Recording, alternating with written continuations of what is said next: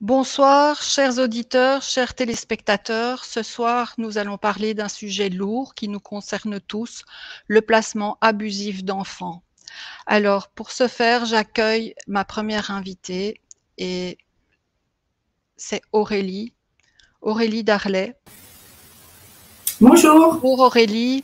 Nous avons eu l'occasion d'échanger à 5 et ton combat nous a énormément touchés. Nous ne pouvons pas rester insensibles à la terrible injustice que toi et tes filles vivez depuis des années. Alors Aurélie, tu es une maman aimante et super courageuse.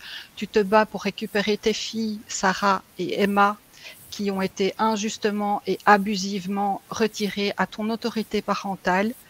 Aujourd'hui, cela fait déjà 2 ans que tu n'as pas vu tes filles et 1 an que tu n'as pas pu leur parler au téléphone. Or, selon la loi, pour retirer un enfant de son milieu familial, celui-ci doit être en danger.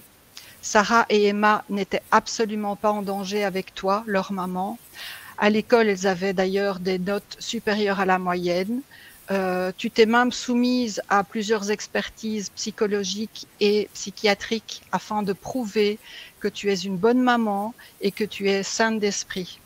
Alors Aurélie, nous sommes ici pour ton combat, pour le mettre en lumière avec le cœur. Merci. Merci beaucoup. Merci. Je t'en prie.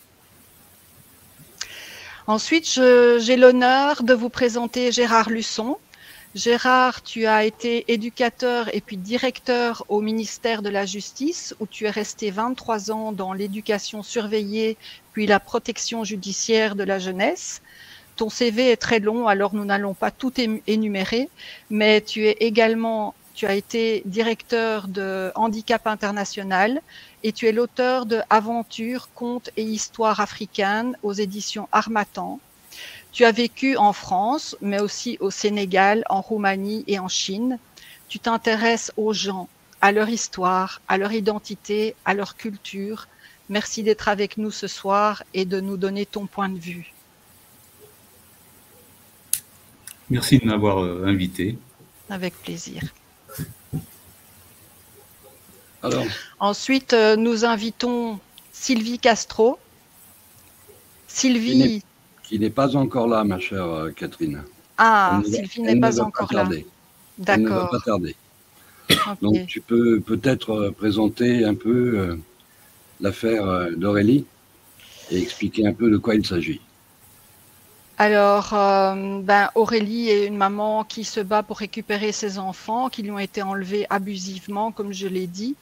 Donc, tout démarre d'une dispute de couple où, en fait, le papa des enfants a voulu agresser sa femme et a fait des tentatives de meurtre sur elle. Et pour protéger ses enfants, elle a voulu les couvrir avec l'aide de la justice. Et de là, s'en est suivi toutes des...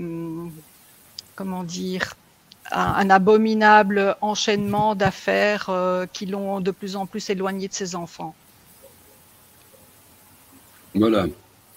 Alors peut-être, Aurélie, tu pourrais nous dresser un tableau de ta situation, de ton combat? Oui, alors je vais faire un bref résumé un petit peu de mon affaire. Alors, en 2009, le père de mes filles a essayé de me tuer, donc mon ex-mari. Après, je ne lui ai pas laissé les filles, donc elles n'étaient pas en danger. J'étais toujours là pour protéger mes filles et les surveiller.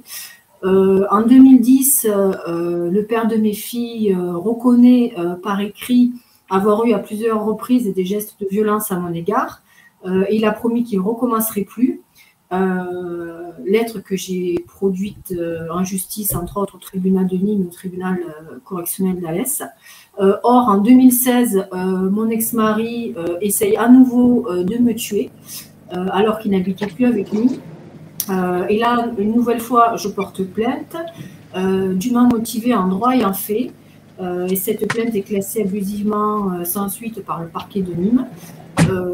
J'avais à cette époque-là confiance en la justice, donc j'avais décidé de lancer une procédure juge aux affaires familiales pour protéger mes filles de leur père dans le cadre de leur intérêt supérieur. Et mes filles en plus ne voulaient pas voir leur père et en avaient très peur, donc j'ai fait ça dans l'intérêt de mes filles. Et il suffisait d'une audience juge aux affaires familiales pour que j'ai la garde totale de mes filles avec l'autorité parentale totale sur elles et sans mesure éducative. Et en fait, je subis depuis plus de 6 ans des procédures viciées à l'avance, abusives et illégales par le tribunal de Nîmes. Donc ça fait 6 ans que ça dure. Le tribunal de Nîmes m'a forcé, contre le gré de mes filles et le mien, à les laisser seules à leur père.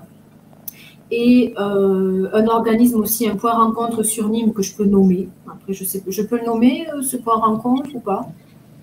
Bien sûr, bien sûr. D'accord. Alors, l'URFM de Nîmes, je pense que c'est intéressant de le nommer parce qu'il y a plusieurs parents qui en sont victimes et qui ont des procédures pénales contre certains intervenants de cet organisme, dont moi. Et il faut savoir que la directrice de cette URFM dirige un foyer d'enfants sur Nîmes, donc il n'y a pas du tout d'impartialité. Et j'avais informé la chef de service de cet organisme et de fait, la directrice était au courant aussi, de la dangerosité du père de mes filles. Et malgré ça, on m'a forcé, ces intervenants m'ont forcé à laisser mes filles en visite URFM seules avec leur père sans tiers. Et là, il a commencé à les violenter, entre autres. J'ai porté plainte pour ces faits. J'ai des preuves incontestables. Mes filles ont été auditionnées. J'ai des certificats médicaux, une ITT. Et ma plainte a été classée abusivement sans suite par le parquet de Nîmes. Et environ 10 jours après cette plainte, mes filles ont été kidnappées à leur école Jean Massé à Uzès dans des circonstances horribles. Pour être placé abusivement en foyer sans audience au tribunal sur des mensonges dont j'ai toutes les preuves. Donc ça, c'était en 2019. J'ai bien sûr fait appel de cette décision et la juge d'appel était obligée de me rendre mes filles en avril 2019 au vu de mes preuves incontestables, au vu du fait que mes filles ont demandé à revenir vivre à la maison ensemble chez moi. La juge d'appel ne m'a toujours pas rendu mes filles. Et puis là, il y a eu succession de procédures et d'audiences, juge des enfants entre autres, sachant que je n'ai pas à avoir de juge des enfants au vu des preuves incontestables que je fournis aux tribunaux du Gard, donc de Nîmes, depuis des années. Et pour faire court, ça fait... il y a un juge des enfants qui n'a rien à faire sur mon dossier, qui a confié en connaissance de cause mes filles à leur père, très dangereux. Et ça fait quelques années déjà, ça fait depuis 2020. Mon ex-mari, donc le père de mes filles, fait tout pour m'éloigner d'elle. Ça fait 2 ans qu'on m'empêche abusivement de voir mes filles alors qu'elles doivent vivre chez moi. Et ça fait plus d'1 an qu'on m'empêche de leur parler. Donc, je suis sans nouvelles de mes filles. À chaque fois que j'essaie de leur envoyer des messages et des cadeaux, le père de mes filles fait barrage. Il ne m'a même pas dit où elles étaient scolarisées. Donc, en fait, on essaie de m'éloigner de la vie de mes filles alors que je suis une très bonne maman, parce que j'ai prouvé en justice depuis des années, et alors que le père de mes filles devrait être en prison depuis des années. Voilà, au vu de toutes les procédures que j'ai lancées contre lui. Donc, j'essaie de résumer un peu. C'est pas facile, mais bon.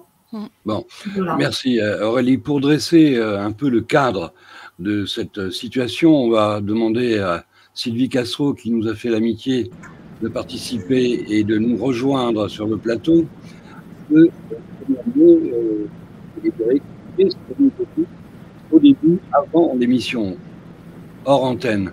Sylvie, je laisse Catherine vous présenter un instant, et ensuite, si vous voulez bien, vous intervenez. D'accord, très bien. Alors Sylvie, bonsoir. Tu es auteur, éditeur et président de l'association Communiquer pour vivre. Tu es passionnée par tout ce qui touche aux enfants. Tu es auteur d'un article dans France Soir sur la protection de l'enfance et justice, le drame des placements abusifs. Tu es auteur de 3 livres, L'école, enfer ou paradis, L'espoir aux frontières de l'irréparable, et enfin, Rafle d'enfants en 2015. Alors dans ce dernier livre justement qui parle de placement abusif, il y a plusieurs témoignages qui décrivent la justice comme une machine à broyer infernale. Les enfants sont souvent placés délibérément chez le parent agresseur, maltraitant, pendant que le parent protecteur est nettement malmené, et je dirais même maltraité du coup. Et tu parles de justice inversée, de justice anti-famille où le contradictoire est absent. Merci d'être avec nous ce soir, chère Sylvie.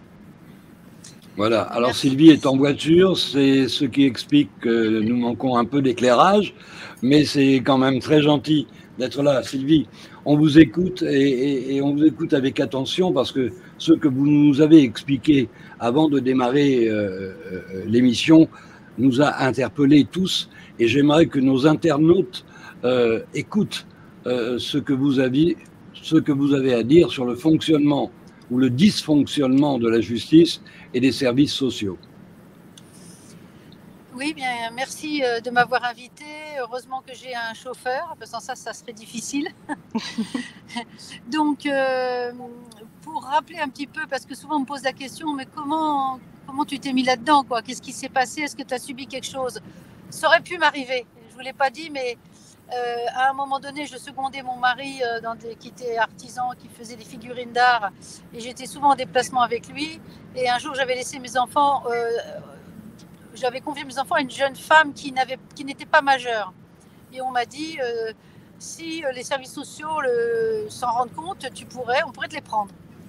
Et là, j'ai pris conscience, j'ai imaginé qu'on pourrait me prendre mes enfants. Je peux vous dire que j'ai pris le premier train pour rentrer chez moi. J'étais bouleversée et j'ai pleuré, je pleurais dans le train. Il y a un éditeur en face de moi, je ne savais pas qu'il était éditeur, qui m'a dit mais qu'est-ce qui vous arrive, et quand je lui ai raconté, il m'a dit vous devrez, et je lui ai raconté ma vie, il m'a dit vous devrez écrire un livre, mais je ne pensais pas qu'un jour j'en écrirais 3. Et donc en fait, quand j'ai découvert ce fléau abominable, j'ai été sensibilisée de plusieurs façons. D'une part par l'injustice, parce que c'est quelque chose que je ne supporte pas, et deuxièmement par cette idée qu'on peut enlever des enfants pour rien ou pour pas grand-chose, et qu'on peut nous en éloigner si on veut combattre pour les retrouver. Et ce qui est très difficile pour faire connaître au public qui n'est pas touché, qui ne connaît pas ça, c'est justement l'impensable. Les gens ne peuvent pas penser qu'on va placer des enfants pour rien ou pour pas grand-chose. C'est inimaginable. Et donc, c'est très difficile pour les parents qui, d'abord, sont doublement touchés, parce que c'est la double peine. Non seulement on leur arrache leurs enfants, que s'ils veulent se défendre, eh bien, on diminue leurs droits au fur et à mesure. Et en plus, pour l'entourage, sauf les personnes qui connaissent très très bien donc ces personnes-là, ils vont se dire mais si on leur a retiré les enfants, c'est qu'il y a quelque chose de grave. Effectivement, normalement, on devrait retirer les enfants que s'il y a quelque chose de grave, de très grave. Mais ce n'est pas le cas. En France, il y a eu des modifications, je n'ai pas toutes les lois en tête, qui ont fait que simplement un soupçon peut permettre, sous prétexte de précaution et de prévention, de placer des enfants. Donc ça donne un arbitraire total et une ouverture à tous les abus, sachant que, comme ça a été vu, que les vérifications de ce qui se passe au niveau des services sociaux, il n'y a pas de contrôle, je veux dire, moins de 28 ans, quoi. Donc vous avez le temps de rester cloîtré dans ces services sociaux. Alors, quand j'ai découvert ça, évidemment, je devais écrire un livre sur la santé, mais là, j'ai dit, c'est pas possible. Il faut que j'écrive un livre sur ce sujet. C'est trop impensable et on ne peut pas se taire. Et là, j'ai vu aussi que les médias ne parlaient pas, que les médias étaient aphones sur ce sujet. Alors, ils parlent de temps en temps. Maintenant, on a quelques médias qui ont fait des choses sur ce qui se passe dans les services sociaux. Donc, entre parenthèses, on a vu qu'il pouvait y avoir des choses très, très graves, comme tous ces adolescents qui se retrouvent dans des hôtels, qui font du trafic de drogue, qui se prostituent, ou des familles. Moi, je connais une jeune fille que sa maman m'avait envoyée alors qu'elle était en fugue. La première famille dans laquelle elle a été. Alors, je vais quand même donner l'histoire de cette dame parce que ça vaut le coup. La maman avait confié ses enfants dans une période difficile. Elle espérait bien les récupérer, sauf que quand elle a voulu les récupérer, impossible. Ça, c'est un des pièges aussi, ça en fait partie. Et donc, cette petite a été confiée à 4 ans à une famille d'accueil qui était maltraitante, qui pouvait mettre la petite en pyjama sous la pluie avec le chien dans le jardin, et qui a eu un bras cassé apparemment avec l'intervention de la fille de la famille. Et du coup, on l'a changée de famille. Elle s'est retrouvée dans une famille où elle a été abusée sexuellement pendant 10 ans. Vive la protection de l'enfance. Et à part ça, il y a eu d'autres enfants abusés dans cette famille, et quand ils ont interrogé la petite et qu'on lui a posé la question, elle a dit non. Mais ils se sont satisfaits de ce non. Elle était sous pression et sous manipulation. Évidemment, elle a été préparée pour se dire ce non. Parce qu'elle avait peur. Et si il n'y a pas eu de véritable enquête professionnelle. On manque de gens formés. En tous les cas, ce qui est sûr, c'est que non seulement on place des enfants qui ne devraient pas l'être, mais en plus on ne garantit pas leur sécurité. Donc il y a des enfants qui étaient beaucoup, beaucoup mieux dans leur famille, d'une part, d'autre part qui sont placés sans raison valable. Alors je ne sais pas si je vous ai donné l'histoire de cette maman qui avait 2 enfants précoces. Et malheureusement, j'arrive plus à la retrouver, cette maman, mais si elle m'entend, il faut absolument qu'elle me recontacte. Et donc, elle décide, parce qu'ils étaient en phobie scolaire, ils n'arrivaient pas à s'adapter, ils étaient maltraités à l'école. Et donc, elle les prend avec le CNED pour faire l'école à la maison. Ça se passe très, très bien. Les enfants retrouvent le moral, ils ont des activités extérieures, ils rencontrent d'autres familles qui ont le même principe, qui font l'école à la maison ou l'école en famille, l'instruction en famille. Et malheureusement, l'école qu'elles ont quittée va faire un signalement pour dire qu'elles sont déscolarisées. Ce qui est un pur mensonge, puisqu'en fait, ils ne sont pas déscolarisés. Entre parenthèses, je fais une petite parenthèse, beaucoup d'enfants qui sont confiés à la protection de l'enfance sont déscolarisés. Et là, personne ne dit rien. Et donc, imaginez que suite à ça, les enfants vont être placés, remis à l'école et de l'éducation nationale. Ça va être une catastrophe. Et la petite, elle voulait se suicider. Il y en a une autre, je ne sais plus, enfin, il y a plutôt la plus grande, je ne sais plus. Et l'autre qui faisait pipi au lit. Enfin, c'était séparés de leurs parents. Et alors, on ne demande pas la vie aux enfants. Voilà. On trouve des tas de raisons. Aujourd'hui, j'ai vu une maman qui est venue nous voir complètement désespérée. On lui a placé ses 2 enfants sous prétexte qu'ils avaient une relation fusionnelle. Et à l'origine du placement, qu'est-ce qui s'est passé? Un père qui maltraitait sa femme et donc, et qui aussi abusait des enfants. Donc à un moment donné, elle a emmené les enfants à l'hôpital pour qu'ils soient vus. Elle a, je pense, porté plainte, si j'ai bien compris, et ça s'est retourné contre elle. Et ça, malheureusement, c'est un schéma que l'on retrouve tout le temps. C'est-à-dire qu'à partir du moment... Alors, bien sûr, je fais une petite parenthèse, bien sûr, il y a des femmes qui peuvent être médisantes et dire des fausses choses pour se venger d'un homme. Ça arrive, mais ça reste l'exception.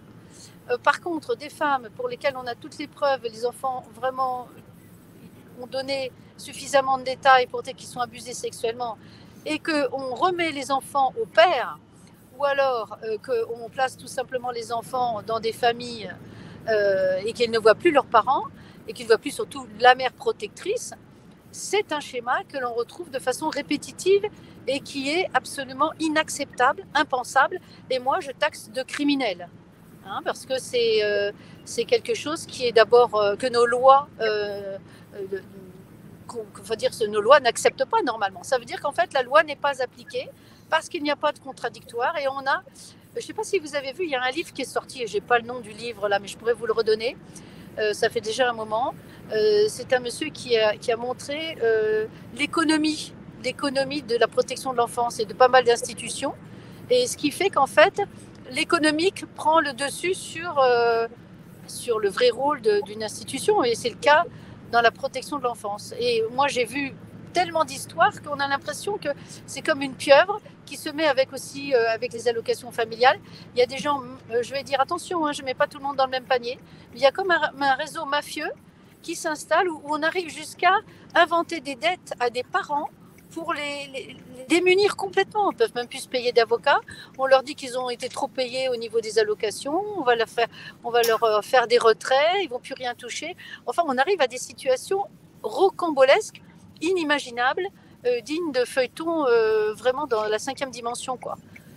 Donc, c'est vrai que quand on voit des gens comme Pierre Nave, ancien inspecteur des affaires sociales, qui a été quand même assez dégoûté, puisque lui, il avait fait une analyse de la situation, justement, où on montrait que la protection de l'enfance n'était pas inspectée, qu'elle n'était pas surveillée, qu'on manquait de beaucoup de chiffres pour le suivi même médical des enfants, et qu'en final, il fait des projets, il fait des propositions formidables qui n'ont jamais été mises en pratique. On les a mis dans un tiroir.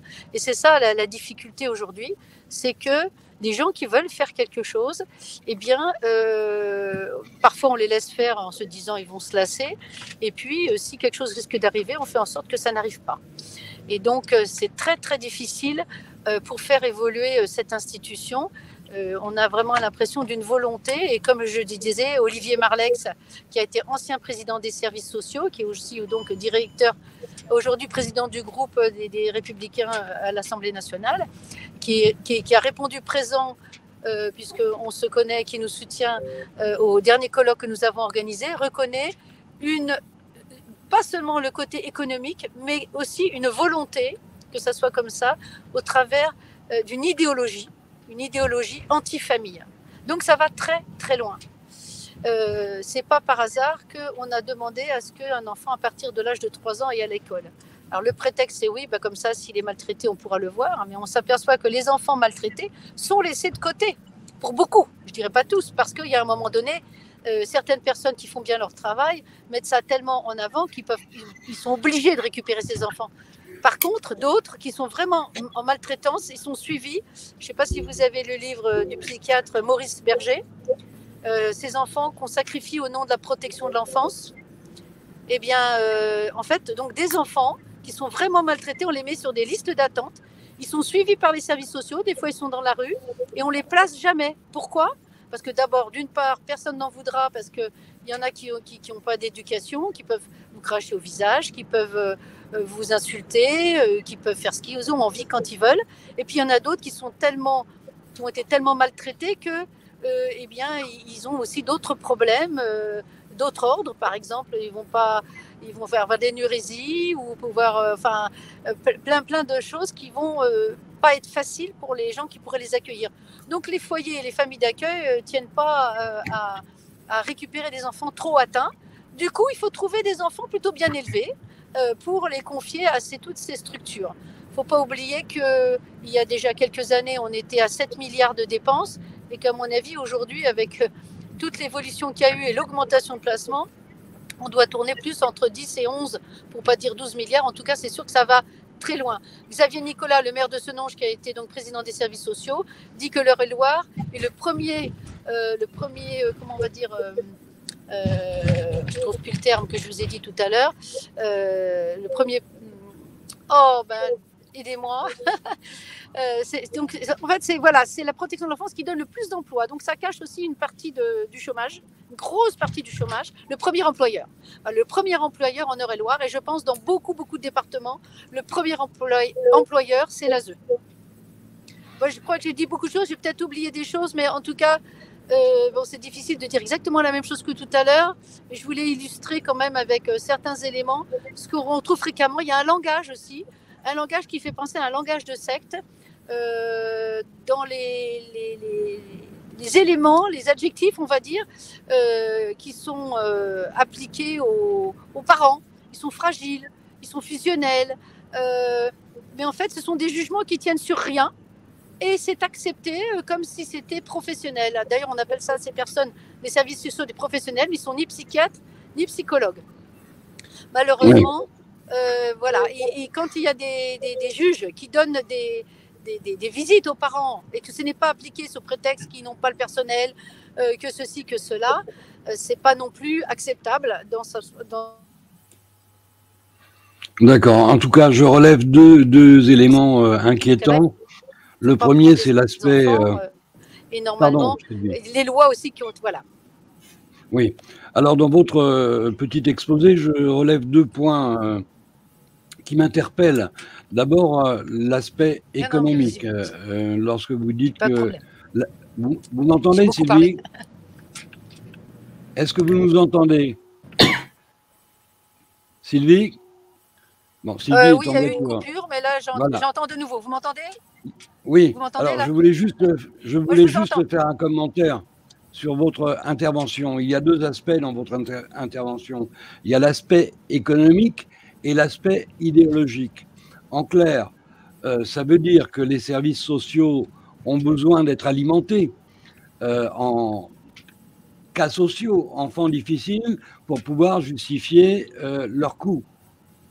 Et puis la deuxième question qui se pose, c'est ce que vous appelez le motif idéologique, la volonté de déstructurer les familles. Et ça entre un peu dans le cadre de ce que nous vivons actuellement. Nous avons reçu hier soir Marion Sigaud, qui a longuement abordé ce sujet et qui a insisté justement sur ce point, sur une volonté politique de déstructurer et fragiliser les familles. Alors, dans le cas du dossier d'Aurélie Darley, c'est l'impression que nous avons, nous.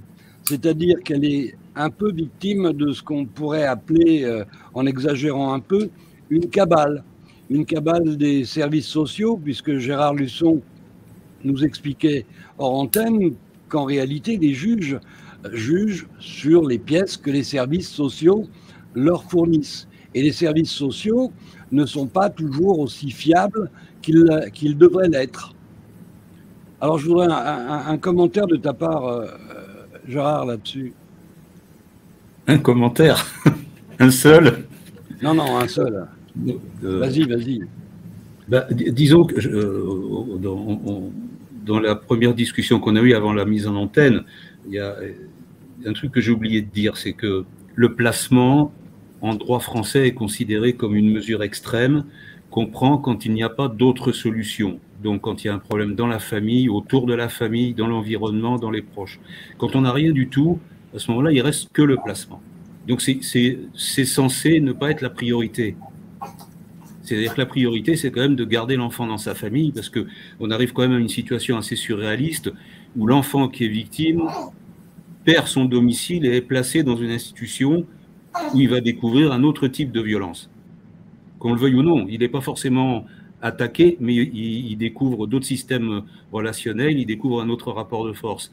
Donc il me semble que là, il y a une contradiction majeure entre l'esprit de la loi et la dominante financière du placement pour remplir l'institution. Ça, c'est un premier truc. Par rapport aux exemples qu'a donné Sylvie, ça m'a rappelé, donc quand j'ai été sur Handicap International, j'étais directeur pour la Roumanie. La Roumanie est un pays où, après la chute de Ceausescu, il y a eu beaucoup d'adoptions internationales, au point qu'on a découvert, et j'ai participé à l'enquête avec un journal roumain, on a découvert que des gosses partaient sur des dossiers médicaux avec un visa de l'ambassade et ils ne revenaient jamais, ils disparaissaient en France, en Espagne et en Italie.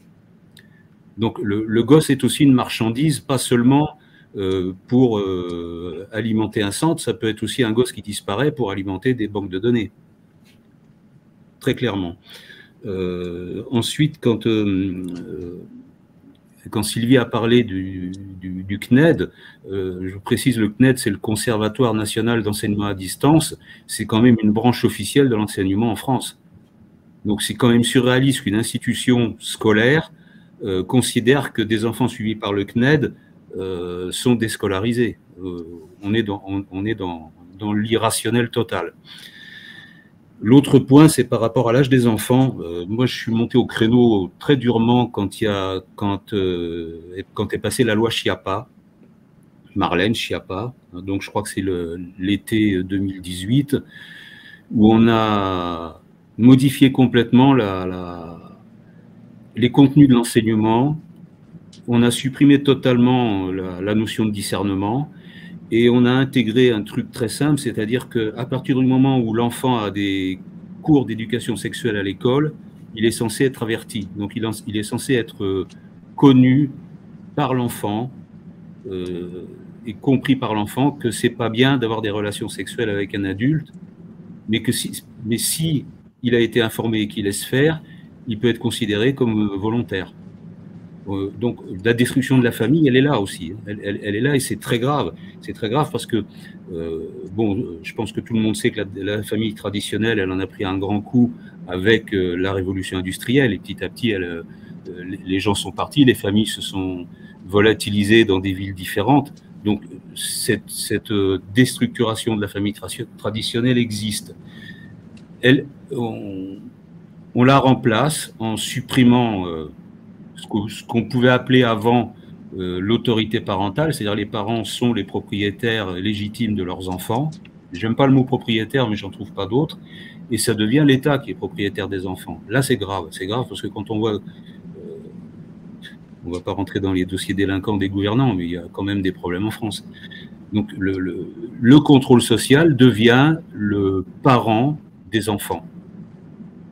Symboliquement, concrètement, méthodiquement, je ne sais pas, mais ça je le sens depuis longtemps. Il y a une volonté de ne plus donner la même place aux parents, et l'État français, entre autres, est pilote dans cette volonté de déshabiller les parents, je vais le dire comme ça. Bon, mais pour revenir donc au cas d'Aurélie Darley, on constate, si on fait un petit historique de sa situation, qu'on a affaire à un père qui abandonne donc sa famille sans aucune raison véritable, sans aucun motif fondé, et qui revient ensuite à la maison quelques mois ou presque un an après, qui demande à son épouse de reprendre la relation comme s'il ne s'était rien passé. Cette histoire se termine par un divorce et avec 2 enfants au milieu, bien évidemment, la justice intervient. Et on a en plus des plaintes déposées et vérifiables pour tentative d'homicide de la part du père. Et on constate que c'est la mère qui est dépouillée, c'est la mère qui est mise en position d'accusé. Et le père qui a abandonné la famille, on lui attribue la garde des enfants. Pour n'importe quel esprit rationnel, c'est incompréhensible. Et je comprends pourquoi Aurélie se bat depuis plusieurs années pour essayer d'abord de récupérer et de mettre en sécurité ses enfants. Et ce que je ne comprends pas, c'est pourquoi les services sociaux et la justice ne réussissent pas à comprendre cette situation qui est pourtant limpide, claire. Alors tout à l'heure, Sylvie nous a éclairé en disant c'est paradoxal, mais en règle générale, c'est le bon parent qui est, comment dirais-je, pénalisé et le mauvais parent qui est favorisé. Alors si effectivement on fait le lien avec cet aspect idéologique, on pourrait dire qu'il y a une volonté, effectivement, politique, idéologique, de détruire, déstructurer la famille. Et Aurélie est un parfait exemple de ça. Je me trompe? Non, c'est tout à fait ça. On parle de systémique. Mais ça, c'est très grave. C'est très grave et ça devrait bien évidemment nous alerter tous. Parce que si l'objectif, c'est de déstructurer la famille, eh bien, Aurélie est victime de ça, est le parfait exemple de ça. Et alors, évidemment, lorsqu'une femme se retrouve seule face au mastodonte de la justice, faire valoir ses droits, ça devient un combat de titans. Et je comprends la raison pour laquelle cela fait plusieurs années qu'elle essaye de récupérer ses enfants. Aurélie? Oui, tu as raison. Et tu vois, quand tu dis qu'il y a une volonté de détruire la famille, c'est exactement ce que je ressens, parce que les juges du tribunal de Nîmes et ceux du tribunal d'Alès, après par derrière, donc tribunaux du Gard, n'ont pas arrêté de rendre des décisions de justice, non pas dans l'intérêt supérieur de mes filles, mais des décisions de justice visant à m'éloigner de la vie de mes filles. Là, ça fait plus de 2 ans qu'on m'empêche de les voir et plus d'1 an qu'on m'empêche de leur parler. Je suis sans nouvelles d'elles alors qu'elles doivent vivre chez moi. Donc, c'est totalement pas normal. Alors que c'est moi le parent protecteur, c'est chez moi que mes filles doivent vivre. Et à la base, voilà, mes filles, on les a kidnappées sur des mensonges, j'ai toutes les preuves et sans audience au tribunal. Donc, à la base, mes filles doivent être chez moi et les tribunaux du Gard m'empêchent, voilà, essaient de m'éloigner d'elles. Alors qu'en plus, la Cour européenne des droits de l'homme dit qu'un placement d'enfant doit être justifié, c'est-à-dire motivé. Celui de mes filles n'était absolument pas motivé et justifié. Et en plus, la Cour européenne des droits de l'homme dit que les tribunaux, en fait, doivent prendre des mesures pour réunir l'enfant avec sa famille. Et la famille de mes filles, c'est moi. Et là, on voit bien que les tribunaux de Nîmes et d'Alès n'ont pas pris les mesures pour nous réunir, mes filles et moi, et pour nous éloigner. Donc déjà, ce n'est pas légal, puisqu'en fait, ce qu'il faut savoir, c'est que les tribunaux du Gard sont tenus par la Cour européenne des droits de l'homme, puisque c'est une juridiction supérieure. Et la Cour européenne des droits de l'homme dit également que le placement des enfants doit être temporaire. Moi, ça fait 4 ans que les tribunaux du Gard, en l'occurrence celui de Nîmes, nous a éloignés, mes filles et moi. Donc, ce n'est absolument pas légal et pas normal. Oui, alors Gérard, tu nous as parlé un peu du fonctionnement, je mets ça entre guillemets, du tribunal de Nîmes qui semble attirer l'attention par une façon un peu particulière pour rester politiquement correct de traiter les affaires familiales. J'ai parlé du tribunal de Nîmes parce que cette affaire-là, c'est sur Nîmes. Je pense qu'on doit avoir des affaires similaires dans tous les départements. Il n'y a aucune raison que des départements échappent à une volonté politique, à une évolution, même si on n'est pas d'accord avec cette évolution. Ce qui est certain, c'est que je pense qu'il faudrait faire attention, quand on parle de la justice, de faire la différence entre la justice, c'est-à-dire les magistrats, et la protection de l'enfance. Parce que le mastodonte, c'est la protection de l'enfance, c'est pas la justice. Hein. Quand j'étais au tribunal de Versailles, il y avait 5 juges pour enfants, ils étaient tous débordés. Et ça, c'était en 81. Donc, la justice des mineurs, c'est un peu le parent pauvre dans l'ensemble de la justice, qui elle aussi est en mauvais état en France par des réductions, des suppressions de tribunaux, et ainsi de suite. Mais le pouvoir majeur dans ce domaine-là, c'est l'aide sociale à l'enfance qu'il a, puisque c'est elle qui a ceux qu'on appelle les professionnels, c'est-à-dire assistants sociaux, éducateurs, psychos, et ainsi de suite. C'est eux qui détiennent le vrai pouvoir d'orienter le juge, d'orienter le magistrat. C'est eux qui font les rapports. Le magistrat, il ne va pas sur le terrain. Il ne connaît pas... je ne sais même pas si... Parfois, il prend des décisions sans avoir jamais vu les gosses. Ça arrive aussi. Sylvie parlait tout à l'heure de l'aspect économique des services sociaux, qui bien évidemment veulent probablement sauvegarder leurs emplois, ce qui peut être compréhensible. Mais ce qui ne l'est pas, c'est qu'on fabrique des faux coupables et des fausses victimes. Donc si le juge rend justice sur la base d'éléments falsifiés ou tendancieux, il faudrait peut-être qu'on prenne conscience que ce sont les enfants les premières victimes. Et ça, c'est pas acceptable. Non, là, on est sur le dossier stricto sensu qui concerne Aurélie. Moi, pour avoir lu les différents documents que vous avez bien vu m'envoyer tous les trois, je ne comprends pas cette évolution à l'envers, c'est-à-dire que la maman qui était à l'origine tabassée par son mari et qui se retrouve, qui a les enfants, et on voit une évolution pas à pas où c'est la maman qui devient le mauvais objet, sans qu'il m'ait été possible de trouver un argument qui justifie qu'elle soit devenue le mauvais objet. Donc je ne comprends pas cette évolution-là, c'est une évolution à l'envers en plus.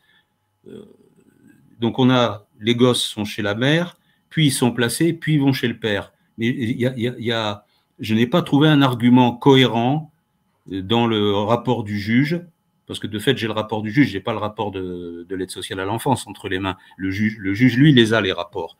Il y a quelque chose qui colle pas. Il y a quelque chose qui colle pas, comme s'il y avait, je voudrais pas employer des mots qui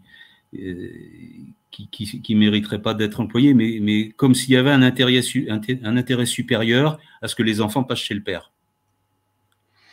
Oui, mais c'est ça qui nous interpelle, nous. Comment on peut admettre et comprendre qu'un homme qui quitte le domicile familial, revient après, maltraite son épouse, la frappe, tente même de la tuer, est l'objet de plaintes à la police, cet homme-là, on lui confie les enfants. Et la mère qui essaye de protéger ses enfants en est dessaisie. C'est ce qui nous interpelle dans ce dossier et c'est la raison pour laquelle nous avons accepté évidemment de diffuser cette affaire et de prendre à témoin l'opinion publique. Un commentaire, Sylvie? Vous dire que ça se passe aussi pour des hommes. J'ai 2 amis qui vivent aussi un drame terrible, dont peut-être vous avez entendu parler de Ziad Ali Edari, un artiste iranien qui a épousé une femme en France. Et il s'est révélé que cette femme avait beaucoup de problèmes psychiatriques. Et donc, il est fonctionnaire du ministère de la Culture. C'est un artiste et donc il avait aussi une école de peinture. Et pendant qu'il était à son école de peinture, sa femme est allée carrément donner ses enfants à la protection de l'enfance en leur disant que son mari l'a violée et maltraitait les enfants. Après une enquête très appuyée, le papa a été innocenté, hein, je le connais bien maintenant depuis quelques années. Et la maman, elle n'a pas été, comment dirais-je, elle était plutôt bien avec les services sociaux. Et le papa a été écarté de plus en plus. Et comme lui, c'est un lanceur d'alerte, qu'il n'a pas accepté, il aurait pu profiter de l'aide du ministère de la Justice peut-être pour intervenir et l'aider, mais il n'a pas voulu avoir de passe-droit. Ça fait 11 ans qu'il voit plus, ça fait 11 ans que les enfants sont placés et ça fait 7 ans parce qu'il lutte pour dire la vérité qu'il ne les voit plus du tout. Lui, on n'a rien à lui reprocher. Il a été innocenté de tout abus sur qui que ce soit, ni les enfants, ni la mère. Et c'est quelque chose d'absolument inadmissible. Et l'autre monsieur, avec qui je suis toujours aussi en contact, on s'est rencontrés de nombreuses fois, sa femme, quelqu'un a dit que sa femme maltraitait les enfants en son absence. Il a posé des caméras parce qu'il voulait quand même savoir si c'était la vérité. Et malheureusement, il a découvert que sa femme maltraitait ses enfants. Donc je ne sais plus comment ça s'est passé, s'il s'est tourné vers les services sociaux pour avoir de l'aide ou je ne sais pas quoi. Suite à ça, on lui a pris ses enfants. Et aujourd'hui, il ne peut pas les récupérer. Et encore mieux que ça, dernièrement, elle a réclamé la garde de ses enfants. Elle a les enfants. Et ses enfants, là, il me racontait, il avait une visite aujourd'hui, il avait son enfant, il n'arrêtait pas d'embrasser les mains de son père, de le toucher, et il voulait rester avec son père. Mais non, on l'oblige, parce que la voix de l'enfant, là, elle n'est pas du tout écoutée. Elle n'est pas prise en compte. Mais Sylvie, votre sentiment sur l'affaire d'Aurélie, comment vous voyez ça, vous? Écoutez, c'est du même acabit que tous les témoignages que je vous donne. On a affaire à une toute-puissance néfaste, excusez-moi de parler comme ça, mais à tous les niveaux. Les gens, par exemple, qui ont des croyances, etc., on leur dit qu'on est dans un monde, comment on dit, que c'est la fin de la journée, dans lequel, voilà, on parle pas de croyances, quoi. Donc les parents ils doivent accepter, par exemple, qu'un enfant chrétien se retrouve chez des musulmans, qu'un enfant musulman se retrouve chez des chrétiens, ou même que si l'enfant réclame d'aller au catéchisme, on le lui refuse. Alors qu'au contraire, normalement, voilà, dans un pays laïque, on doit justement accepter toutes les religions. Et là, on a la mainmise. Voilà. Et donc là, on a une toute puissance vraiment, et qui est en plus à laquelle la justice finalement vient créditer, puisque elle donne raison aux services sociaux. Et il n'y a pas. Moi, j'avais écrit une lettre au président de la République. Alors, je ne sais plus lequel, parce que les deux derniers, je leur ai écrit de toute façon en disant il y a un problème. Les services sociaux sont jugés partis, il n'y a pas de contradictoire, les juges ne font pas leur boulot, alors peut-être qu'ils n'ont pas les moyens, mais n'empêche ils ne font pas leur boulot, puisque normalement pour faire un boulot et juger, il faut avoir les deux aspects de l'affaire, et on ne les a pas, et on n'a pas de véritable enquête, il n'y a pas de contre-pouvoir.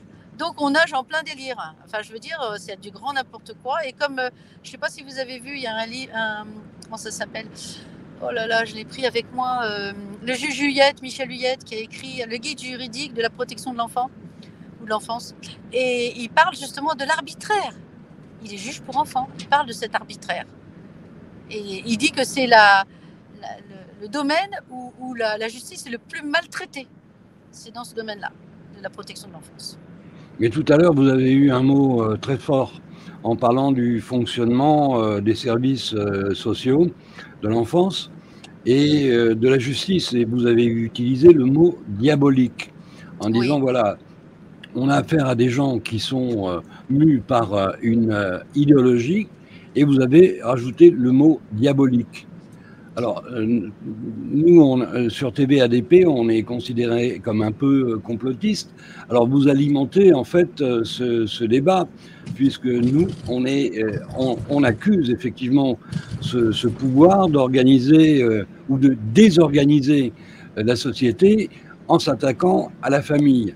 Et là, on a un exemple concret, puisque on favorise le mauvais et on pénalise le bon parent. C'est ce que j'ai pu constater toutes ces années, puisque j'ai écrit mon livre en 2015 et qu'on est en 2023. C'est de pire en pire. Et il y a des parents qui s'entendent dire que de toute façon, les enfants ne leur appartiennent pas. Ils appartiennent à la République. Ça veut tout dire. Ça va très loin.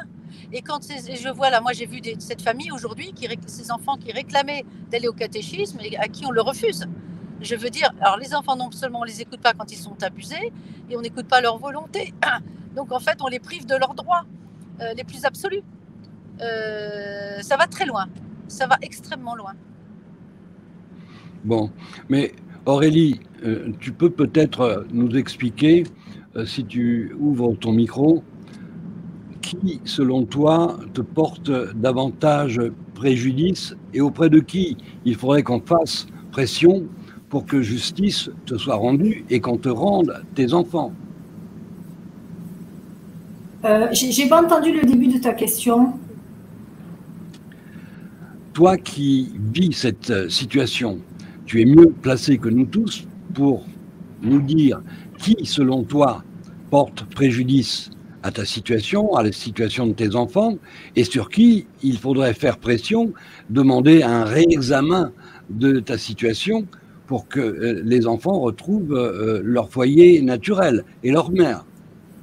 D'accord. Alors, selon moi, les intervenants qui portent préjudice, ce sont les juges des tribunaux de Nîmes et d'Alès, qui n'ont pas été impartials dans le dossier de mes filles et dans les dossiers afférents, puisqu'il y a des dossiers qui gravitent autour, dont le dossier pénal contre mon ex-mari, dont mon dossier pénal contre une intervenante de l'aide sociale à l'enfance, entre autres.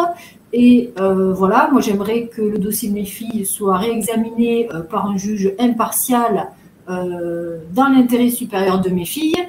Voilà, et voilà, j'aimerais alerter encore une fois le ministère de la Justice, puisque j'ai déjà écrit. J'aimerais alerter aussi Madame Charlotte Cobel. J'aimerais alerter aussi le président de la République, parce que j'ai écrit au président de la République avec les preuves du kidnapping de mes filles. en demandant l'intervention pour que je récupère mes filles. J'ai fait la même chose au ministre de la Justice de l'époque. En 2019, quand on m'a kidnappé mes filles, j'ai dû écrire 50 € commandés voilà, des personnes haut placées avec les preuves du kidnapping de mes filles en demandant de l'aide. Et je n'ai eu aucun retour positif. Voilà. Là, j'ai un ami qui a été reçu par Madame Charlotte Cobel, entre autres, qui a eu son dossier est très grave. En fait, il a un procès contre les services sociaux et il a obtenu le soutien du gouvernement et de Madame Cobel dans son affaire. Mais moi, c'est ce que je souhaite aussi. Je veux le soutien du gouvernement et de Madame Charlotte Cobel dans l'affaire de mes filles. Moi, je veux récupérer mes filles sans délai. Sans délai, pourquoi? Parce que quand on les a kidnappées, c'était sans délai. Donc, moi, j'estime que je n'ai pas à attendre pour récupérer mes enfants. Je voulais récupérer en garde totale avec l'autorité parentale totale et sans mesure éducative, puisque j'ai droit, au vu des différentes pièces que je fournis en justice depuis des années, et je n'ai pas à voir les services sociaux, je n'ai pas à voir de juge des enfants. Voilà, j'ai le droit de récupérer mes filles comme ça, et je ne lâcherai rien pour les récupérer comme ça, parce que déjà, avec mes filles, on subit 6 ans de préjudice incommensurables. Je ne parle pas des préjudices financiers, voilà, mais oui, sont très grands pour moi. On subit énormément de préjudices moraux, entre autres, et ça doit s'arrêter là. Voilà, ça doit s'arrêter là. Ma fille Emma a 11 ans, ma fille Sarah a 14 ans. Ça fait 4 ans que je suis écartée de la vie de mes filles, 4 ans que je ne les vois pas grandir. Ce qui est très grave aussi, c'est que ma fille Emma, 11 ans, a un antécédent de coma pour des fins indépendantes de ma volonté. Elle a une santé très fragile. Elle est asthmatique depuis des années. Son père, Alexandre Darley, se fiche totalement de son asthme, sachant que c'est une maladie mortelle. Donc, il ne la soigne pas. Et ça fait 4 ans que son asthme n'est pas soigné. Et le docteur m'a dit, ce que je savais déjà, cela est très dangereux pour elle. Voilà. Donc, ma fille Emma aussi, sa santé est en danger.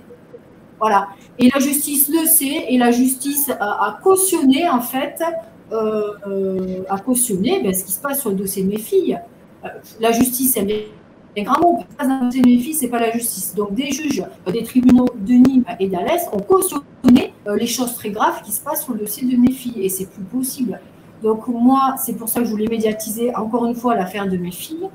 J'aimerais voilà, que des instances supérieures regardent le dossier de mes filles avec attention pour m'aider à les récupérer, parce que la situation de mes filles et la mienne est totalement inacceptable. Inacceptable. Voilà. J'ai même dû faire une procédure en cassation à Paris pour sortir le dossier de mes filles du Gard. C'est quand même quelque chose. Hein. Je n'ai pas arrêté de faire des procédures dans le dossier de mes filles depuis 6 ans, et à chaque procédure, je dois récupérer mes enfants. Voilà. Gérard, quel serait le processus à débloquer, à mettre en œuvre pour que Aurélie puisse récupérer ses enfants? À qui faut-il s'adresser dans ces cas-là? Normalement, au plus haut sommet de l'État, il y a quelqu'un qui devrait avoir des services compétents et motivés pour gérer ce type de situation. Malheureusement, je pense qu'ils ont d'autres priorités, et y compris celle de laisser déstructurer les familles. Parce que je ne sais pas si j'interprète ce qu'a dit Sylvie, mais c'est aussi mon point de vue. Je n'ai pas utilisé le mot diabolique, mais on est quand même dans quelque chose qui est la déstructuration de la famille traditionnelle. Et ça, c'est visible. C'est visible. Moi, j'ai vécu... Bon, j'ai passé 70 ans, donc mon enfance, je l'ai passé dans des immeubles, dans différentes écoles, parce que mon père faisait travaux publics, donc on suivait les chantiers. On n'est jamais venu se poser la question, jamais personne n'est venu vérifier si j'étais bien élevé ou si ma sœur était bien élevée. On nous foutait la paix, on changeait. Moi, j'ai dû changer 8 fois d'école entre la maternelle et la terminale. Personne s'est autorisé à venir mettre le nez dans ma famille et dans ce que faisaient mes parents. Qu'est-ce que c'est que ce système actuel où l'État est tout puissant, où les représentants de l'État sont tout puissants, et aussi où les administrations locales, territoriales fonctionnent dans la toute-puissance et dans l'attrait du gain. C'est grave, c'est très grave, parce que l'exemple d'Aurélie excuse-moi le mot, mais c'est lamentable de voir ça, c'est lamentable cette histoire de, je l'ai dit tout à l'heure hors antenne, l'histoire du maire d'Uzès qu'il a fait interner psy et qui fait valider ça ensuite par la préfecture. J'ai jamais vu ça en 23 ans de carrière à la justice. Trouble à l'ordre public, attendez, bon, peut-être qu'elle est bavarde, Aurélie, peut-être qu'elle est sûre d'elle, peut-être qu'elle est dérangeante, mais je l'imagine pas danser la samba au milieu, devant la mairie. Il y a un truc qui va pas, il y a quelque chose qui est construit contre elle, et je suis désolé de le dire comme ça, mais il y a quelque chose qui... C'est le premier sentiment que j'ai eu en lisant son dossier. C'est un dossier monté contre elle, qui petit à petit s'est construit contre elle. Où aller on pourrait alerter la presse. La presse en France, elle est muselée. Ah bah ça, purement et simplement. Au bout d'une émission, le pauvre reporter qui aura osé parler de ça, on va lui dire, bon, bah maintenant, ça va, t'as brillé, et puis maintenant, tu vas t'occuper des chiens écrasés. Le plus haut sommet de l'État, si le plus haut sommet de l'État a envie de se remuer. Et sinon, ben, arriver à trouver une équipe de journalistes comme ce que vous êtes vous deux, là. Des gens qui ont envie de remuer ce gigantesque foutoir qu'est l'aide sociale à l'enfance. Alors, en tout cas, je peux te donner un exemple que tu ne connais pas probablement. C'est un de mes gars, quand j'étais directeur à Marseille, qui a lancé le programme Enfants des rues. Le programme Enfants des rues, c'était récupérer les gosses qui arrivaient d'Afrique. À l'époque, on commençait à avoir aussi des adolescentes de Russie et d'Ukraine qui venaient se prostituer. Et le gars, on n'a pas changé son contrat de travail, on a changé ses horaires de travail. Il travaillait la nuit, il allait récupérer ces jeunes-là, il allait expliquer aux filles qu'il y avait d'autres moyens de vivre que de la prostitution. Ce programme nous a été enlevé. Il a été enlevé à la justice, il a été filé à Bernard Tapie à l'époque, qui était, comment dire, monsieur politique de la ville. Parce que ça ratissait de l'argent, parce que nous, on coûtait rien. Enfin, on coûtait à l'État, qu'on travaille ou pas. Mais là, c'est Crésus, quoi. L'aide sociale à l'enfance. Donc, ça a été enlevé à la justice, ça a été privatisé. Là, l'aspect économique dans l'affaire d'Aurélie passe au second plan, même exact. Si c'est en arrière-plan présent, il faut alimenter les foyers, et pour alimenter les foyers, évidemment, plus on mettra d'enfants et plus les foyers disposeront d'argent. Mais là, effectivement, les enfants sont confiés à un père qui a abandonné sa famille, qui a tenté de tuer la mère de ses enfants. Et, comme je le disais, on favorise le mauvais et on pénalise le bon. Cette situation un peu simplifiée comme ça à l'extrême est purement scandaleuse. C'est inacceptable parce qu'en l'occurrence, bon, évidemment, en dehors de la souffrance que peut subir Aurélie, il y a aussi la souffrance psychologique qu'on impose à ses enfants. Je pense qu'on a là un dossier sur lequel l'opinion publique devrait être alertée, parce que malheureusement, ce dossier n'est que le haut de l'iceberg d'une situation globale qui correspond à une volonté idéologique, une volonté politique, déstructurer la famille. Et malheureusement, Aurélie est prise dans ce broyeur de famille. Et ça devrait scandaliser chacun d'entre nous. Aurélie, pour ce qui nous concerne, on a eu une longue discussion, je t'ai posé de multiples questions, comme doit le faire normalement un journaliste, et c'est au terme de cette longue discussion que nous sommes arrivés, nous, à la conclusion qu'il fallait absolument t'aider, en mettant sur la place publique cette affaire qui devrait interpeller chacun d'entre nous. Ce que je peux te dire, c'est que évidemment, nous n'avons pas de pouvoir judiciaire.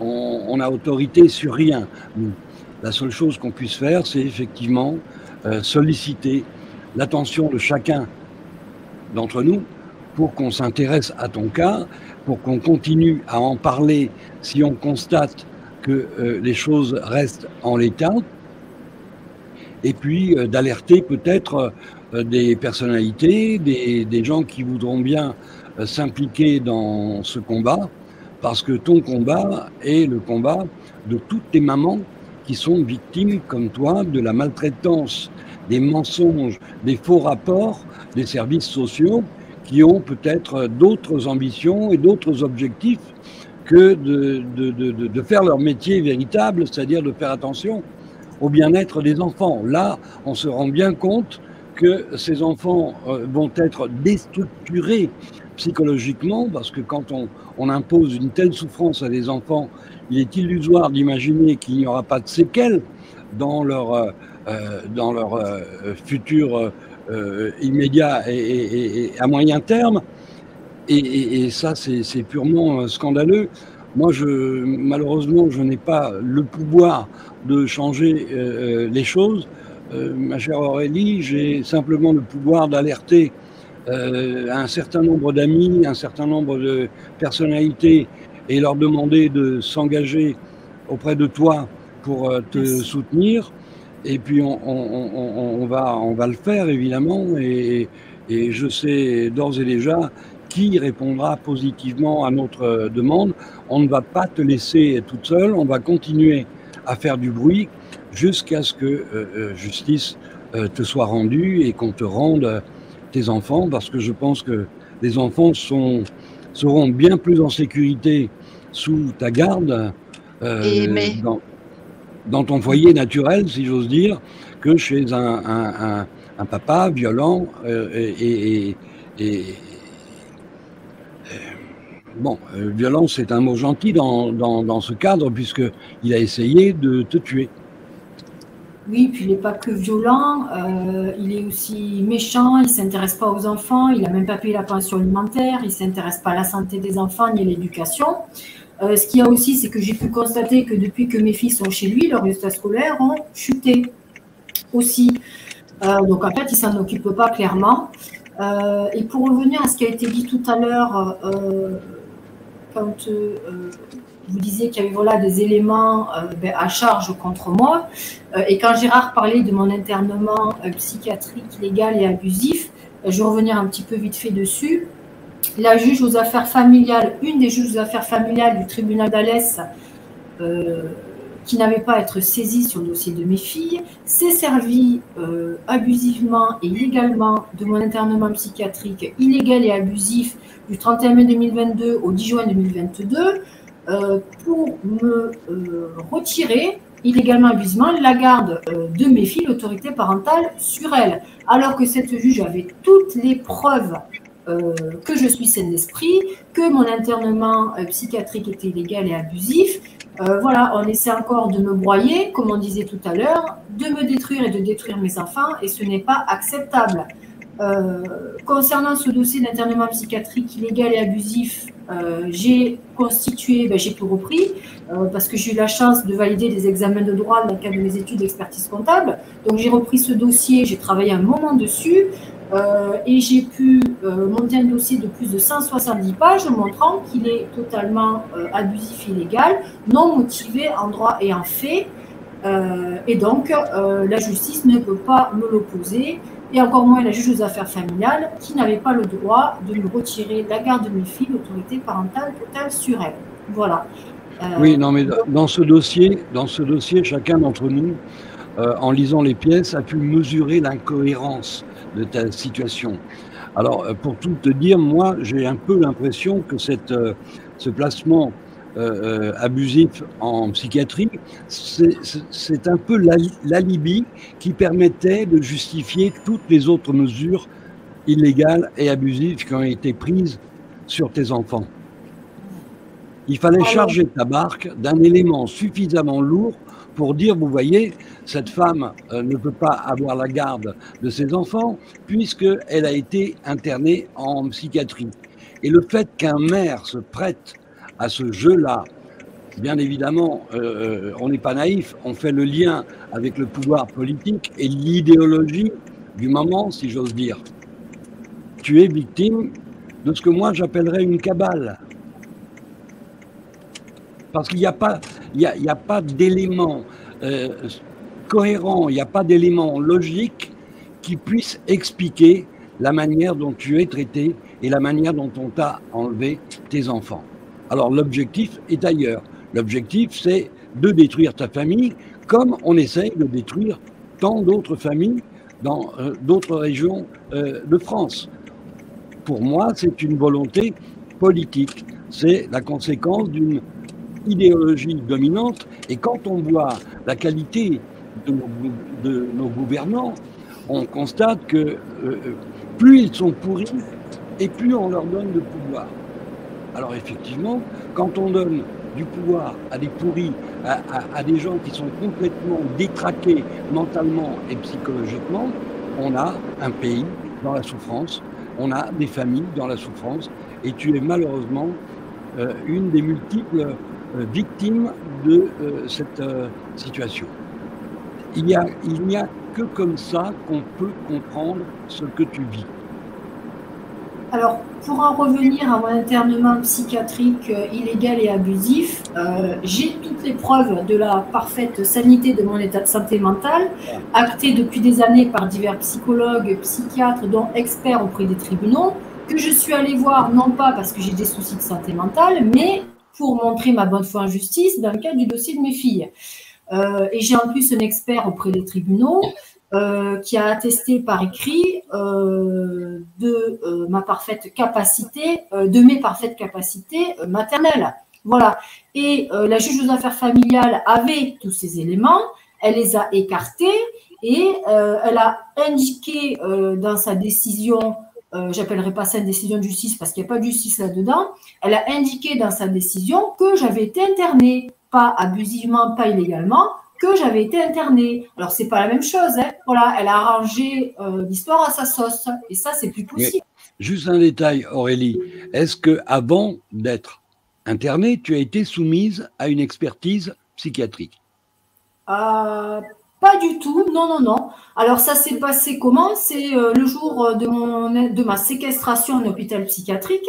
Voilà, je ne créais aucun trouble à l'ordre public. J'étais dans un appartement avec quelqu'un qui rénovait cet appartement. Donc, on était tranquille, sans bruit, sans rien du tout. Et là, les gendarmes sont venus me chercher. Donc, des gendarmes d'Uzès, dont certains étaient là le jour du kidnapping de mes filles, ils me l'ont bien dit. Et ils m'ont mise de force dans la voiture. Ils étaient 3. Ils m'ont menotté. Ils m'ont arraché mes bracelets. Ils m'ont arraché mon sac à main. Ils ont voulu me confisquer mon téléphone portable et ils m'ont interdit de les prendre en photo parce que j'ai voulu les prendre en photo. Et ils m'ont mis de force dans la voiture. Donc moi, je n'ai opposé aucune résistance. De toute façon, je ne peux pas me défendre. Voilà. Je ne suis pas quelqu'un de violent. Et donc, ils m'amènent à la gendarmerie. Et là, ils m'ont empêché de contacter mon avocat. Et puis moi, je leur dis bien, je ne comprends pas ce que je fais là. Expliquez-moi, je n'ai rien à faire ici. Mes proches n'étaient même pas au courant. Ils m'ont empêché de contacter mes proches. Et à un moment donné, il y a un des gendarmes qui dit oh, elle est trop gênante, on va l'amener en psychiatrie. Elle est trop gênante, on va l'amener en psychiatrie. Et là, qu'est-ce qui se passe? Il me violente encore et encore. Et moi, je ne peux pas me défendre. Ils sont plusieurs sur moi. Et ils m'amènent de force avec les menottes qui tirent. Donc, en fait, ils me font très mal au poignet. Et j'ai encore les traces depuis le 31 mai 2022. Donc, ils me font très mal avec les menottes. Et ils m'amènent à l'hôpital. Où là, on m'attache le poignet menotté à un barreau du lit. C'est la photo que j'ai envoyée à Catherine. Et là, encore une fois, on bafoue volontairement mes droits. Moi, je n'avais rien à faire dans cet hôpital. Et là, il y a des faux rapports qui sont faits. Et à partir de là, les gendarmes me reconduisent à la gendarmerie contre mon gré. Et après, ils m'amènent encore une fois avec violence à l'hôpital psychiatrique. Alors, je ne sais pas si je peux le nommer, mais il est sur Uzès, voilà, dans le Gard. Là, du personnel de cet hôpital psychiatrique me violente à nouveau, sans aucun motif. C'est vraiment pas possible. En rentrant là, on me confisque mon téléphone portable, mon sac à main, mes lentilles.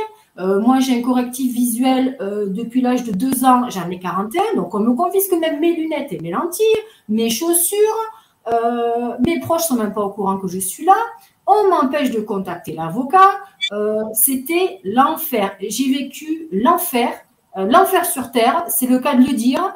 On m'a mis au milieu des fous, on m'a mis au milieu d'anciens prisonniers, on m'a privé de nourriture, on m'a privé d'eau.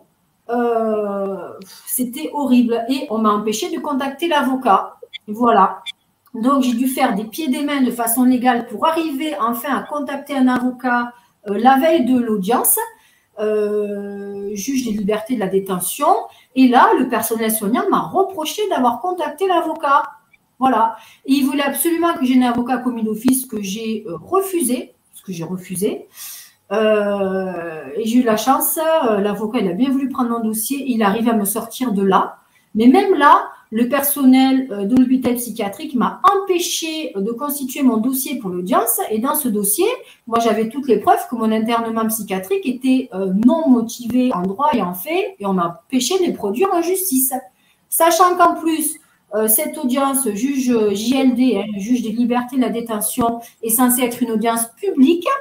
Et il y avait des personnes de ma connaissance qui voulaient assister à cette audience, mais qui ont eu peur de venir. Pourquoi? Parce qu'elle s'est passée au sein de l'hôpital psychiatrique. Alors, quelle personne a envie de venir en hôpital psychiatrique pour assister à une audience? J'en connais pas beaucoup. Donc, en fait, à l'audience, j'étais seule avec mon avocat. Voilà, il n'y avait personne, alors qu'il y a des gens qui voulaient venir. Et là, on a pu prouver que mon internement était totalement illégal et abusif. Mais franchement, l'hôpital psychiatrique voulait me garder, m'a mis des bâtons dans les roues. C'était vraiment pas normal et très méchant et tout à fait illégal. Voilà, il y a d'autres mots aussi qui me viennent, mais bon, ce n'est pas acceptable. Ce n'est pas acceptable et ça ne devrait pas exister en France dans un état de droit. Voilà, ça ne doit pas exister. Justement, Aurélie, moi, cela fait plusieurs années que je dénonce le fait que nous ne sommes pas dans un état de droit. Parce que si on peut effectivement interner quelqu'un en asile psychiatrique sans même l'avoir soumis à une expertise, on est dans l'arbitraire. On est dans un état voyou. T'obliger, toi, à demander à des psychiatres une contre-expertise pour devoir prouver que tu n'es pas folle et que tu es juste là pour récupérer tes enfants, si le fait de se battre pour récupérer ces enfants te met en situation d'être soupçonné de folie, mais je veux juste te rassurer, Aurélie, j'ai des confrères journalistes qui sont soumis à des examens psychiatriques pour des choses qu'ils ont écrites. On en est là dans ce pays. Il n'y a pas d'état de droit. Nous ne sommes pas dans une démocratie, je l'affirme depuis des années, et ce que tu vis là, c'est un cauchemar. Un cauchemar. Qui serait impossible dans un état de droit, et qui n'est possible que justement parce que nous ne sommes pas dans un état de droit. Ceux qui sont à l'origine, à l'initiative de cet enfer, ceux qui ont été capables de falsifier la vérité, de constituer un dossier à charge. Je prends à témoin l'ensemble des internautes qui nous regardent en ce moment. Tu ne me donnes pas l'impression d'être une folle ou une hystérique, tu me donnes l'impression d'être une maman fermement décidée à récupérer ses enfants pour les protéger. Ah, je lâcherai rien. J'ai même dû faire, écoute bien, j'ai même dû faire des grèves de la faim et manifester 3 mois devant les tribunaux de Nîmes-et-Dallès, manifester 3 mois pour pouvoir récupérer mes enfants. Donc, j'ai encore une fois laissé ma vie en suspens et j'ai passé tout mon temps pendant 3 mois à manifester de façon légale devant ces tribunaux et j'étais pas le seul parent. On était plusieurs victimes. Voilà. On est même arrivé à passer à France 3 Régions, dans la presse écrite. Moi, je suis passée à la radio aussi. Voilà, je cherche à médiatiser à fond le scandale de l'affaire de mes filles parce que franchement, c'est pas possible de vivre tout ça. Et je vis ça depuis 6 ans. Comme tu dis, c'est un cauchemar. C'est un cauchemar. Mais je lâcherai rien pour récupérer mes enfants comme je le souhaite. Rien du tout. Et je veux que le dossier de mes filles, il éclate. Pour mes filles, parce que je veux qu'elles soient reconnues victimes de tout ce qu'elles vivent depuis 6 ans à cause de la justice. Et je veux être reconnue aussi victime.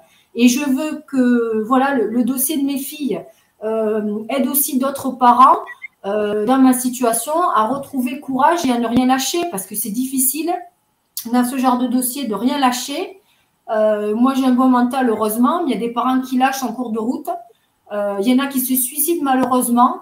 Il y en a qui n'ont plus les moyens financiers de payer l'avocat pour récupérer leurs enfants, mais ça ne devrait pas exister.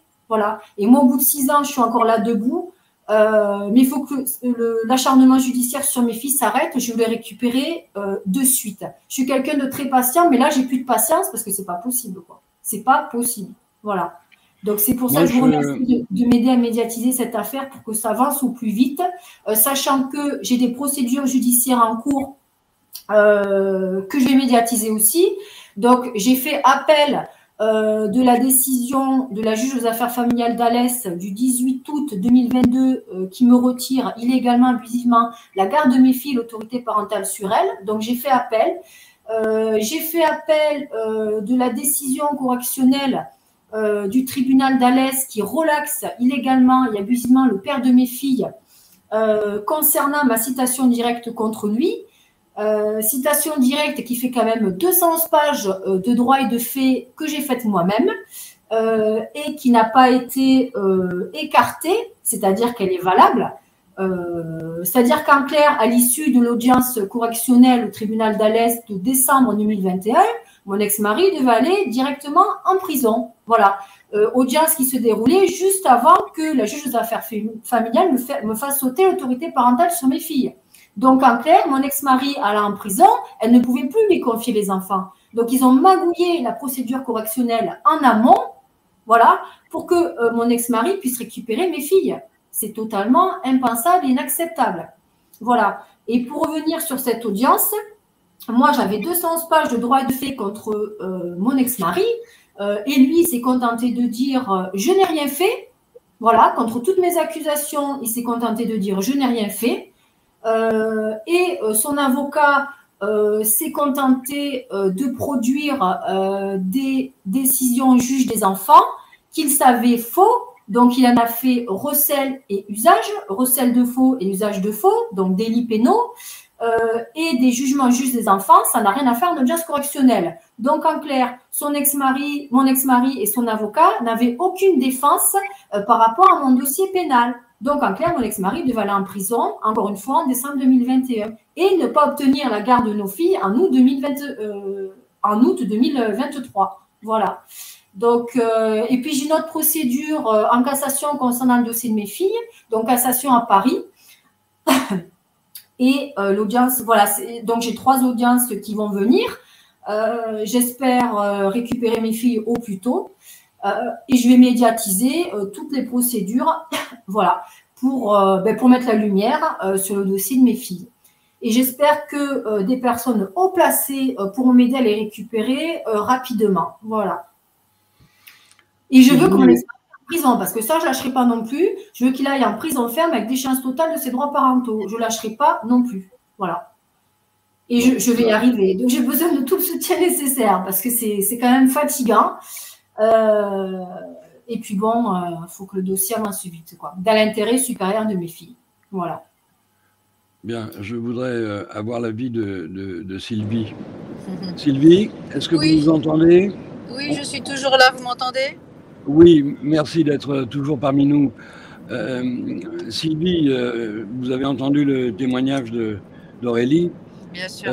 Est-ce qu'il ne faudrait pas que toutes ces personnes qui sont victimes, parce que visiblement Aurélie n'est pas un cas unique, il y en a d'autres comme elle, s'unissent et se réunissent dans le cadre d'une structure plus large, association, fédération, pour essayer de peser sur les décisions des autorités sociales et sur la justice?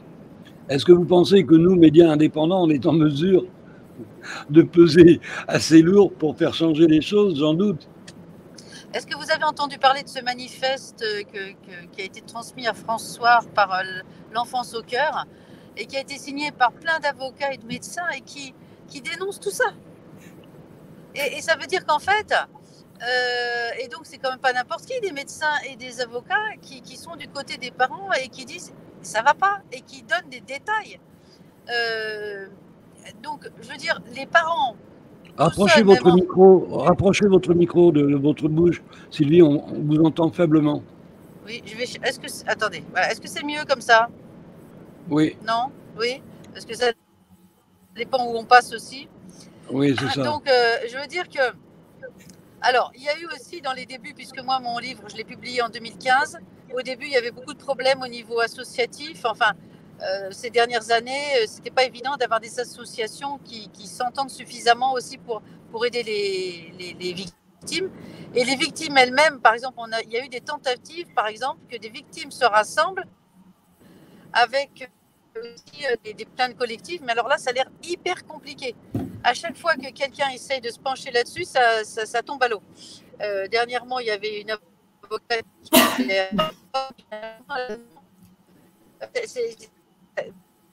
On ne vous entend pas là, on vous a perdu un peu, Sylvie, vous pouvez répéter? Oui, non. Je disais... Sylvie, vous êtes probablement dans un lieu où le signal passe mal. On n'entend pas ce que vous dites. Oui, bah oui, il va falloir attendre... peut-être que ça va revenir, mais c'est vrai qu'il y avait... Vous m'entendez là? Allez-y. Oui, je disais que c'est pas c'est pas évident, même si toutes ces personnes se rassemblent, c'est pas évident qu'elles soient défendues. En fait, il faudrait qu'on soit suffisamment nombreux pour que déjà l'opinion publique soit alertée. Parce qu'aujourd'hui, l'opinion publique générale n'est pas au courant de ces méfaits criminels. Parce que moi, je les taxe de criminels. C'est extrêmement grave ce qui se passe et il y a une omerta là-dessus totale. Donc, il faudrait effectivement, et donc c'est pour ça que j'ai commencé cette année à organiser des colloques. J'en ai fait 2 qui ont été suivis d'ailleurs par d'autres colloques que des associations ont organisés. Parce qu'avant, on manifestait dans les rues, mais ça ne faisait pas grand-chose. Et donc, j'aimerais d'ailleurs que vous m'envoyiez un mail pour que je puisse vous faire parvenir ces rassemblements. Et donc, le premier colloque, on avait 2 avocats. Le second, on avait donc Olivier Marlex qui était présent et qui a reconnu, voilà, et lui qui a été directeur des services sociaux, c'est pas rien. Donc, il a reconnu tout ce que l'on pouvait dire. Et il lui-même a reconnu donc ce problème d'idéologie. Nous sommes dans une guerre idéologique. Dans une guerre idéologique, soit on est soutenu par une spiritualité très forte parce qu'on est face vraiment à des gens qui sont destructeurs profondément de notre existence, de notre identité à tous les niveaux. Et donc, je pense que c'est l'union aussi, je dirais. Moi, je vois apparaître une nouvelle fraternité qui n'existait plus au travers de ces persécutions. Parce que c'est une véritable persécution quand on détruit votre famille ouvertement et de façon malhonnête. Il n'y a pas d'autre terme. Et en plus, avec la complicité de l'État, de l'État et de ceux qui détiennent les médias, pour que ça ne se sache pas. C'est terrible. Et donc, la seule façon, c'est de continuer à informer. Et la seule chose qui peut faire libérer certains enfants, c'est quand certaines personnes ont peur qu'on sache des choses et qu'on les répande de trop. Alors, c'est arrivé qu'il y a des autorités qui passent des marchés avec des victimes. Alors, je m'aperçois que ma batterie est faible. J'avais fait le plein, mais je vais avoir... Bon, il reste encore 20%. Je peux encore parler.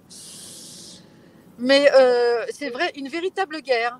Il avait raison, Macron, en disant qu'on était en guerre. Mais il n'a pas dit de quelle guerre il parlait vraiment. Hein.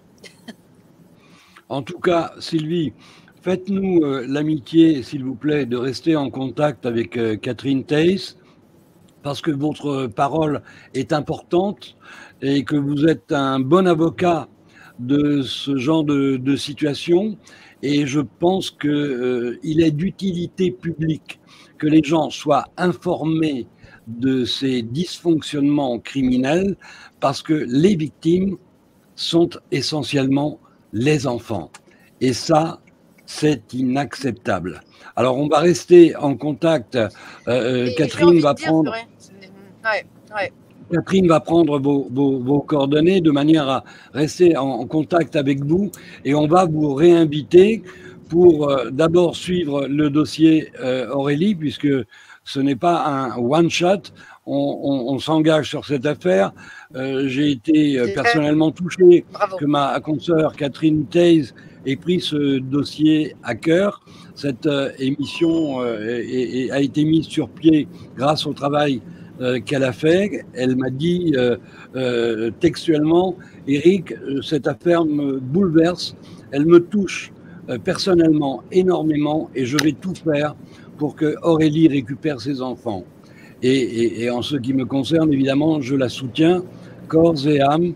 Donc on va continuer à suivre ton affaire, Aurélie, et on aura besoin de votre éclairage et de vos témoignages, Sylvie, pour essayer de sensibiliser toutes les femmes qui sont soumises à ces injustices, de manière à fédérer une force qui servira peut-être d'interlocuteur ou de moyen de pression à ces oppresseurs, parce que je ne peux pas les appeler autrement. Vous parliez de secte, vous parliez de guerre idéologique, vous y avez même intégré l'élément spirituel, et en ce qui me concerne, moi qui suis un journaliste qui me revendique chrétien, ce sont des mots qui me parlent, et c'est un combat dans lequel je veux m'engager avec vous.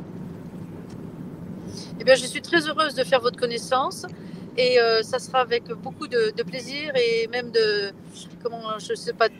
Enfin, voilà, en tout cas, ce qui est certain, c'est que on ne peut pas faire autrement que tous, petit à petit, se rassembler pour cette lutte, pour la vérité, pour le bien, pour la justice, des parents et des enfants, parce que tous souffrent terriblement. Et ces souffrances sont innommables. Oui. On est à presque 1h30 d'émission, on va devoir conclure. Gérard, ton mot de la fin, s'il te plaît. Merci Sylvie, merci infiniment. Merci. Ça a été un plaisir que de vous recevoir et de vous entendre. Même, pas de même. Mon mot de la fin. Moi, ce que j'aimerais, c'est quand même à ce que quelqu'un puisse arriver à débrouiller sur le terrain qui est derrière une telle manip. Qui a organisé ça? Parce que c'est vrai que les 2 dernières interventions d'Aurélie, tu te dis à un moment, mais attends, on l'a interné psy, pourquoi? Pour bloquer le dossier de prison, pourquoi? Pour enlever la garde des enfants. Tu as l'impression que c'est une construction méchamment perverse. Et ça, c'est pas le hasard. Le hasard, j'ai toujours eu du mal à y croire. C'est pas normal, c'est pas normal. J'ai commencé comme ça en disant c'était une bonne maman et maintenant elle est plus capable de s'occuper de ses gosses. Qu'est-ce que c'est que cette et puis c'est construit, c'est argumenté. Le dernier rapport du juge pour enfants, il est cohérent. C'est pervers, c'est comme on veut, mais c'est cohérent. C'est ça qui est grave. C'est-à-dire qu'il y a une construction, il y a quelque chose qui est organisé, à mon avis. Il y a quelque chose qui est organisé derrière, et c'est ça qu'il faut faire tomber. C'est ça qu'il faut démonter, si j'ose dire. Dénoncer, on peut compter sur toi pour la suite des événements. Ah ben, bien sûr, moi de toute manière je suis retraité, donc j'ai du temps. Mais ouais, bien sûr, tout ce qui est injustice, ça m'a toujours révolté. Donc que dire quand tu vois que, puisque j'ai travaillé au Sénégal, Catherine l'a rappelé tout à l'heure, il y a des délinquants au Sénégal, il y a des maisons d'enfants au Sénégal, mais il n'y a pas de destruction de la famille. Il n'y a pas. Tu vois. C'est nous, les Occidentaux. Il y a quelque chose derrière. Il y a quelque chose de... le mot diabolique, il n'a pas été utilisé pour rien. La cabale. Ouais. Je voudrais juste dire un petit truc. Quand Jean Lassalle a organisé à l'Assemblée nationale des rencontres extrêmement intéressantes avec des grands professeurs, des médecins, des avocats, des associations, il revenait régulièrement le mot secte. Il y a quelque chose qui fonctionne comme une secte, avec un langage de secte, avec des mots qui reviennent du nord au sud, de l'est à l'ouest, qui sont utilisés pour abattre les parents. Et ce sont toujours les mêmes mots. C'est comme si il y avait un langage pour enterrer, un langage pour détruire. Ouais. Aurélie, Oui. Ton mot de la fin? Soyons optimistes, hein, parce que tu n'es plus toute seule. Mais je vous remercie tous infiniment de votre soutien et de l'attention que vous portez au dossier de mes filles. Ça me fait franchement plaisir parce que pendant quasiment 6 ans, je me suis battue toute seule. Et puis là, votre soutien me touche profondément. Je vous remercie. Et je ne lâcherai rien pour récupérer mes filles que j'aime profondément. Voilà. Et puis en plus, je leur ai promis de les récupérer, donc je vais vraiment les récupérer. Et il faut que ça se fasse rapidement. Parce que moi, je souffre, mais je n'ose pas imaginer dans quelle souffrance elles sont, parce que mes filles m'adorent. Et elles ont très peur de leur père, et la situation qu'elles vivent n'est pas acceptable du tout. Voilà, elle n'est pas acceptable du tout, et elles ne devraient pas avoir à vivre ça, comme tous les autres enfants qui ont été arrachés injustement à leurs bons parents. Voilà, le mot c'est arraché. Bon, on va suivre ton affaire de près et puis on fera un point dans un mois pour savoir si on a pu faire bouger quelques lignes et si ce n'est pas le cas, on fera le forcing dans un mois à nouveau. Tu restes en contact avec Catherine qui suit ton affaire de toute façon et puis on ne va pas lâcher. Merci beaucoup, c'est gentil. Ma chère Catherine.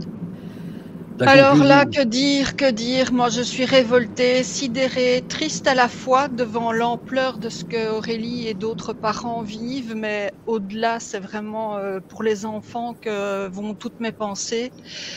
C'est carrément l'inversion des valeurs dans cette société. C'est une atteinte à nos droits et libertés. Et pourtant, rien n'est plus important et plus beau qu'un enfant. Donc, je ne comprends pas ce qui se passe là. La place d'un enfant est auprès de son parent aimant ou de ses parents aimants. Et sa place n'est ni dans un foyer, ni auprès de parents maltraitants. Ce qui se passe est carrément criminel. Et effectivement, comme l'a dit Sylvie, nous devons nous unir. Alors, j'aimerais passer un message à nos auditeurs et nos téléspectateurs. Je vous remercie de tout cœur de partager et de diffuser cette émission autant que possible. Nous devons faire du bruit, nous devons passer ces messages parce que le combat d'Aurélie, ce combat, ça peut arriver à n'importe qui. Vous l'avez compris, je pense, ce soir. Ça n'arrive pas qu'aux autres. Alors, s'il vous plaît, partagez, partagez, partagez. Et merci de tout cœur. Merci Catherine, merci Sylvie, merci Aurélie, merci Gérard. Merci à tous. Oui, merci. Merci beaucoup. Et on reste en contact. À bientôt. À bientôt.